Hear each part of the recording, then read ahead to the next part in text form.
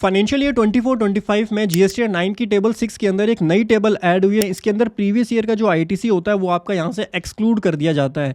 इसकी वजह से होता ये है कि जो आपकी टेबल 7J बनती है, 7J के अंदर आपका प्रीवियस ईयर का कोई भी आईटीसी नहीं आता है। दिक्कत ये है कि आपकी टेबल 7J आपकी जीएसटीआर 3B से भी मैच नहीं हो पाती है, बिकॉज 3B के अंदर कई बार स्पिल ओवर इफेक्ट आ जाता है। प्रीवियस ईयर का आईटीसी जो आपने करंट ईयर में क्लेम किया वो 3B में तो आएगा बट 7B में नहीं आ रहा, जिसकी वजह से यहाँ पे आपका डिफरेंस अराइज हो सकता है। But as per new instruction यहाँ पर कोई दिक्कत नहीं है, बिकॉज टेबल 7 जो है वो कंटेन करेगी केवल 24-25 का डेटा, लेकिन 3B के अंदर प्रीवियस ईयर का डेटा भी हो सकता है, इसलिए डिफरेंस यहाँ पे अराइज हो सकता है। उससे भी इंपॉर्टेंट बात यह है कि टेबल 7J जो है वो आपके जीएसटीआर 9C में जाती है रिकंसिलिएशन के लिए आपकी बुक से। कि टेबल 12 में जब आप रिकंसिलिएशन करने के लिए जाएंगे तो टेबल नंबर 12 के अंदर आप देखेंगे 12 के अंदर जो जीएसटी से डेटा जाएगा वो जाएगा आपका यहाँ पर टेबल 7J से और 7J के अंदर आपका प्रीवियस ईयर का आईटीसी इंक्लूड नहीं है, और आप अपनी बुक्स के अंदर भी प्रीवियस ईयर का आईटीसी इंक्लूड ही नहीं करते।